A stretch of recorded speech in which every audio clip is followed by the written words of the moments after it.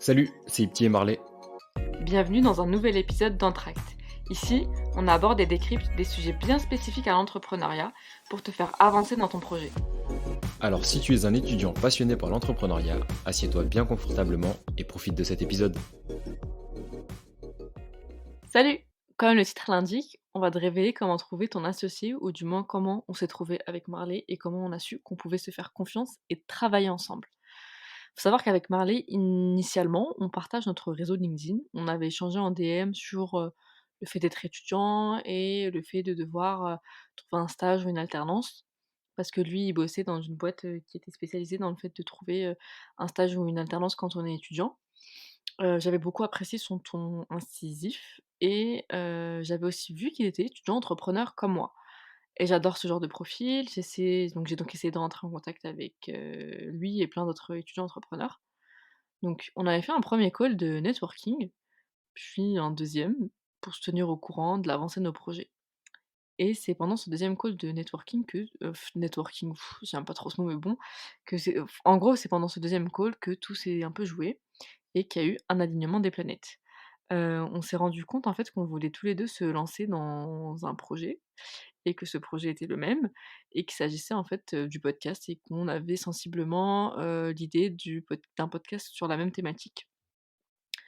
Donc on parle et au bout d'un moment, bah, je lui ai proposé qu'on le fasse ensemble éventuellement, mais avant cela, on voulait quand même apprendre à un peu mieux se connaître sur certains points. J'ai donc fait appel à celui que je pourrais appeler notre grand frère du podcast, autrement dit Florent Bonnefond du média, Flomodia ex French Doers. Je vous ai parlé de lui, plusieurs fois, je vous ai parlé de son podcast, plusieurs fois. Franchement, allez le voir. Il a sorti plein de nouveaux formats, en cette rentrée, et donc bah, profitez. En fait, Flo, c'était mon voisin de table à Station F et disons qu'on s'entendait, bah, plutôt bien et qu'on s'entend toujours plutôt bien. Donc la principale question que je me posais, c'était comment savoir si c'est le bon associé? En gros, comment savoir que c'est la bonne personne? Je lui ai posé cette question-là et il m'a donc donné des clés pour répondre à cette question. Plus que des clés, en fait, il m'a donné un ensemble de questions et de pistes de réflexion que je vais te révéler là, et écoute bien parce qu'il y en a 12. Et donc je vais te citer les différentes questions. La première, c'est pourquoi s'associer? Deuxièmement, pourquoi est-il pertinent que l'on soit 2 sur le projet? Ça rejoint un peu la première question. Troisièmement, qu'est-ce que chacun apporte à l'autre et vice versa? Quatrièmement, quel temps par semaine, suis-je prêt à accorder au podcast? Et quel temps par semaine je m'engage à accorder au podcast surtout? Où vois-je le podcast dans 6 mois, dans 1 an, dans 2 ans, dans 5 ans? Sixièmement, quelles concessions suis-je prête à faire?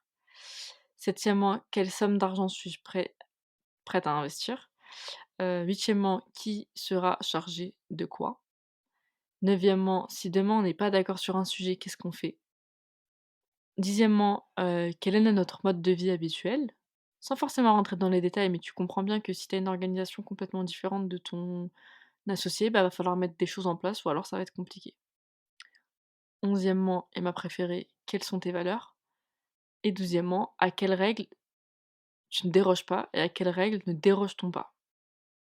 Je te remettrai les questions en barre d'infos, pour que ce soit plus facile pour toi, mais en gros, le but du jeu, si je puis dire, c'est que chacun réponde de son côté aux questions, sans chercher à plaire à l'autre, mais en étant 100 honnête et authentique. Ensuite, bah, les 2 personnes, bah, vous soumettez vos réponses et vous échangez, sur chacune des réponses. Vous pouvez même prendre, des notes pour être su de ce que vous dites, pour être sûr d'avoir une trace écrite, de ne rien oublier, d'avoir un support en cas d'oubli ou de situation un peu complexe où vous avez besoin de revenir sur ce qui a été dit.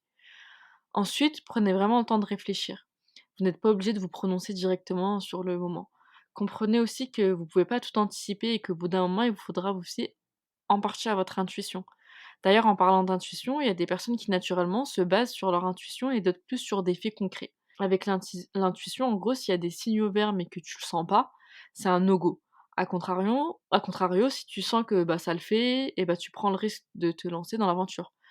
Pour t'illustrer ça, Marley, c'est plus une personne intuitive. Pour lui, le feeling était passé, il m'avait bien senti, ça passait bien, il avait pas forcément besoin des questions que je t'ai citées précédemment.